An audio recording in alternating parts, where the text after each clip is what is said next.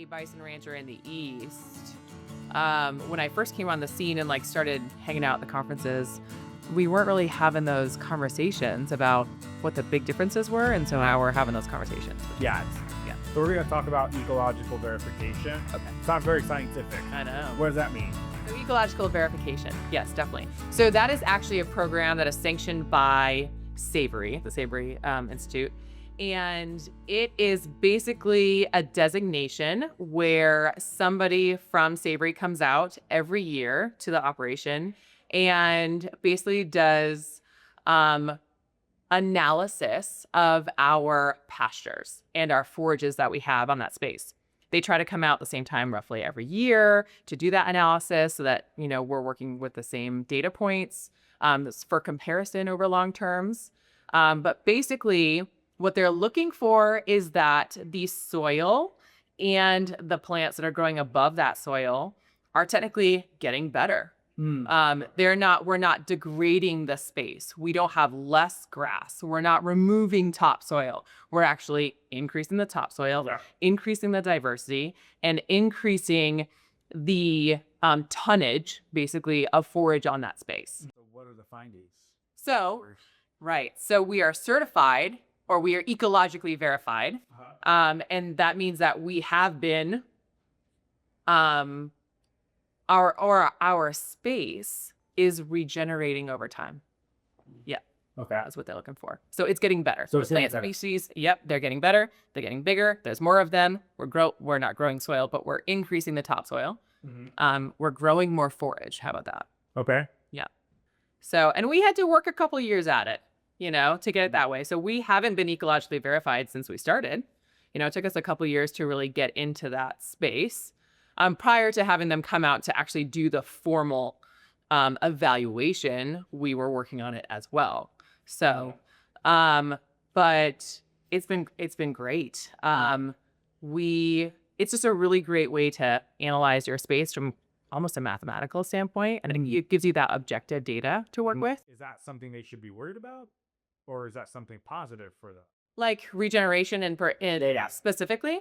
So I think if you are a rancher, it is definitely something you need to be worried about, because if you're not even asking those questions or having that focus in the back of your mind, at the very least, you are probably doing harm to your space versus what it actually needs to withstand generations of whatever hooves you have on that space, right? So, and that's the big thing in politics right now, right? Is the cows are making, you know, we're degrading all of our lands, and it's because of the cows and all this meat that we eat and things like that. So the answer to that isn't, or I guess I should say, the answer to that is regeneration and utilizing your animals to make the space better instead of making it into what the terminology is desertification. What percentage of bison ranchers do you think are positively regenerating their land versus the opposite? Yeah, totally. That's a great question. Just because the bison inherently, as a keystone species here on the continent, will do that if given enough space. Okay. They kind of do it themselves. So they were the original regenerative story, and Savory modeled basically what they're requesting the rest of the globe to do off of what the bison did on the prairie. So we have a little bit of a kickstart, which is kind of nice. So I would say there's a lot of people doing it that don't even know that they're doing it just because they have bison out here in the West. So I would venture to guess, if I had to give you great numbers, is that probably 40% of the producers are already doing this. And there's probably only 25% of them who are actually doing it specifically and using that terminology and trending and tracking that. The rest of them happen to probably just be doing it by default, just because they have bison. Yeah. Yeah. Okay, so raising bison in the East is different than raising bison on the Dakotas, right? Totally. Yeah, definitely. The biggest piece of that pie is that in the East, we don't have access to the large numbers of acreage they have out here. So that is very expensive in the East Coast. To get your hands on 100 acres is way more expensive than it is to get your hands on 100 acres in the Dakotas. But West Virginia worked for us because it was home and the land was still cheap. But if you go anywhere else besides West Virginia, we're talking double those numbers at least. And then you start creeping inside to DC where they want to put a bunch of houses on stuff. Yeah. And that's what we're seeing in the East is these farmers are, never mind, this housing development will pay me, $1 million for my 100 acres. Done deal. So if you can't make $1 million off of that acreage, Yeah. they're selling it. Yeah. And the next generation doesn't get to operate it from an agricultural perspective. Okay. And then the entire industry and the ag community lost it. So I was a registered nurse originally. Okay. So I got into the bison industry from the health side. So I was looking for a healthier red meat. We're your typical all-American family. We love a good ribeye every night, right? But from the doctor perspective, that's not healthy, right? You shouldn't be eating a, 10-ounce ribeye steak every single night of the week. That's not the best thing for your arteries.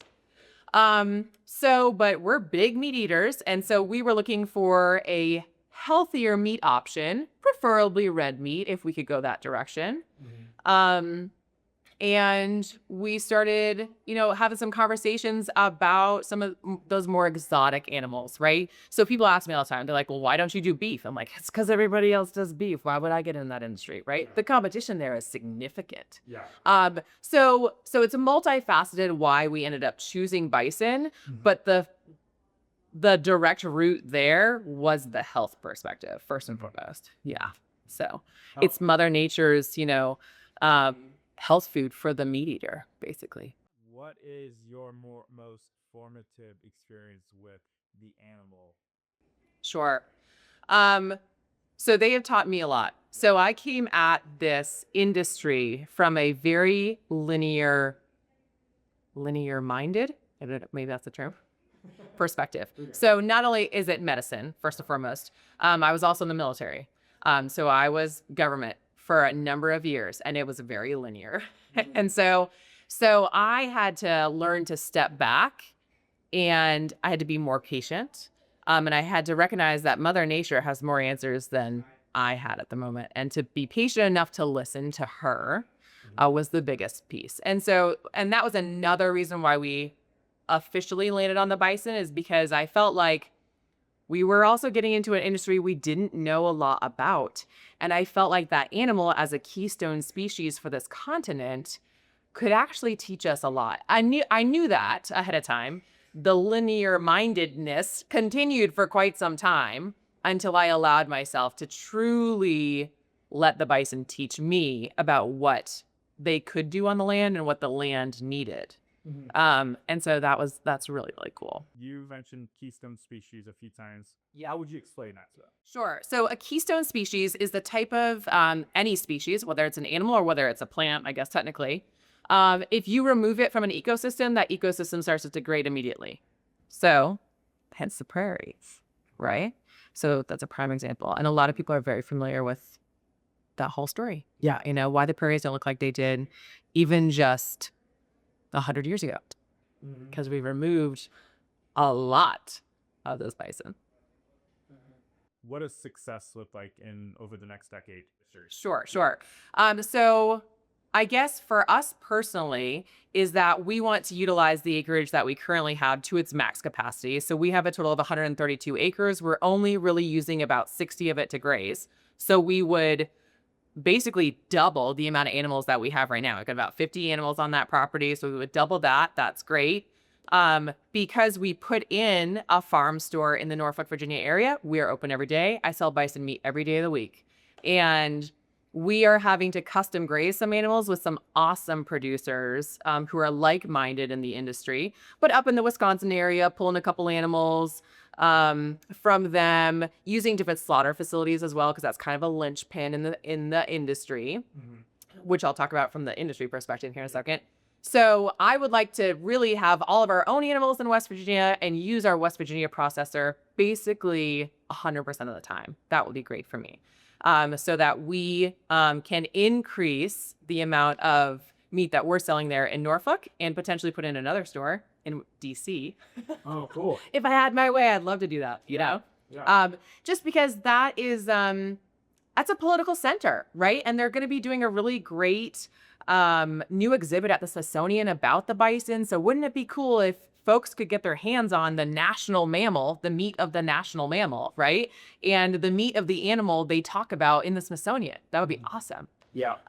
So I would love to do something like that. We have a really great market model that we have been doing there in Norfolk, and I would love to see that duplicated.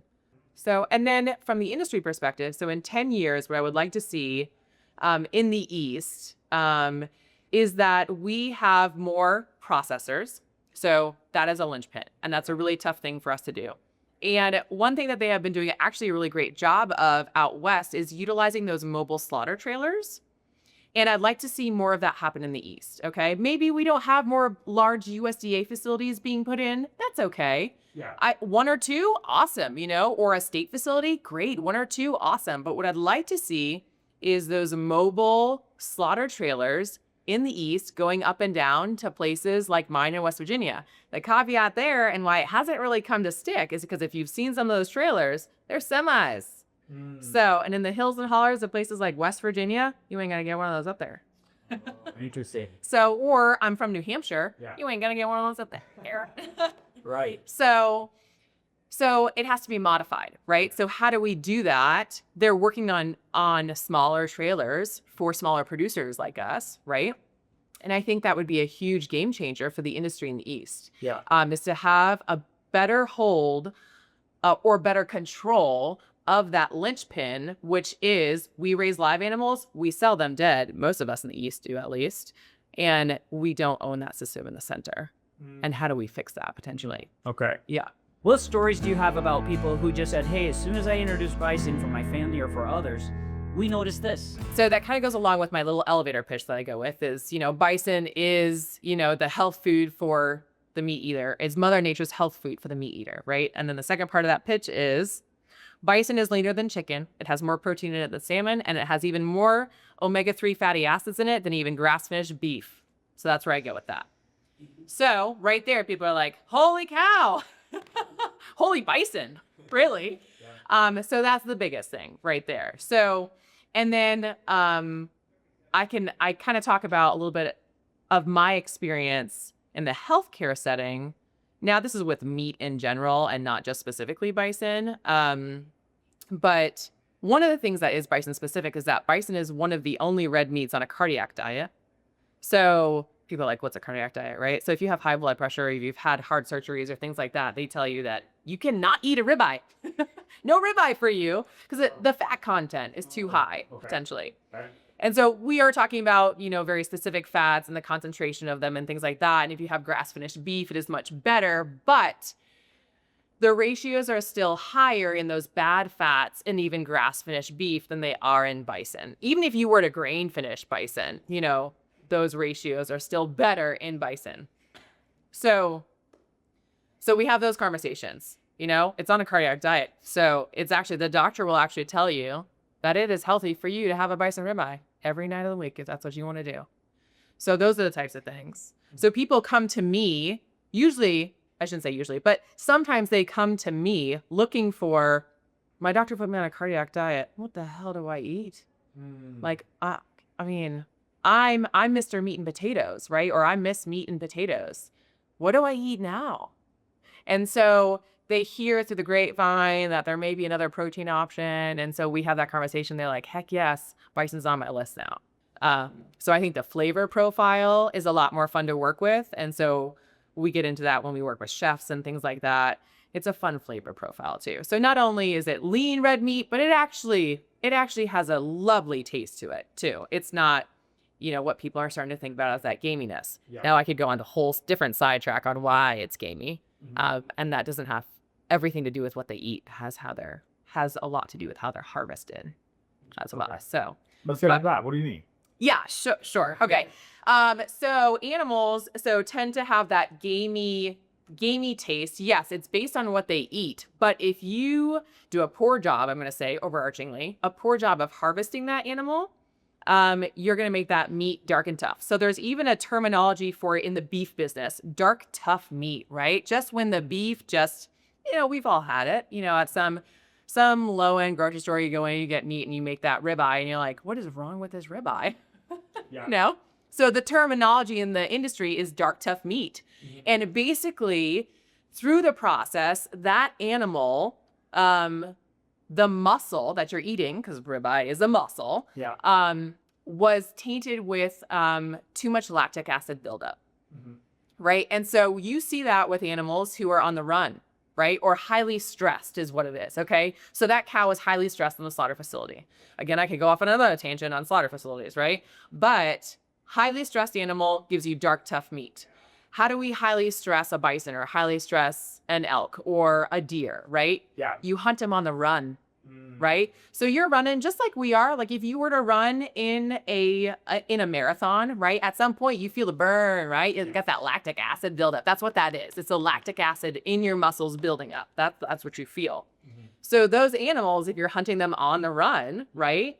Or they're stressed out, they're scared. You could go that direction too.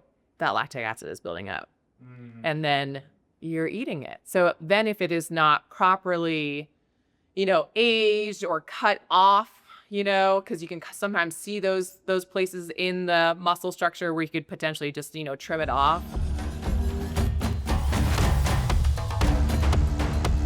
Why should I buy bison over beef? So bison meat is Mother Nature's health food for the meat eater because bison has less fat in it than chicken, more protein in it than salmon, and more omega-3 fatty acids than even grass-finished beef. Why are bison a keystone species? So bison are considered a keystone species because they are a part of an ecological system that if you remove them from that system, the system begins to degrade. And that's exactly what we have seen on the prairies out west. What happened when we removed them 100 years ago? There's not as much of it, and it doesn't grow as much as it used to. Why do they hesitate to eat bison? So a lot of folks think that bison is gamey, and that has a lot to do with what the animal is fed, but also a lot to do with how the animal is actually harvested. It's got a ton of flavor to it, despite what some folks do think is gamey. And instead of like that fatty taste, which is great in beef, if that's what you're looking for, this has a sweet finish to it. And so it's really fun to start pairing that with some different things in the kitchen and getting really creative with the sweetness that bison brings to the table, literally.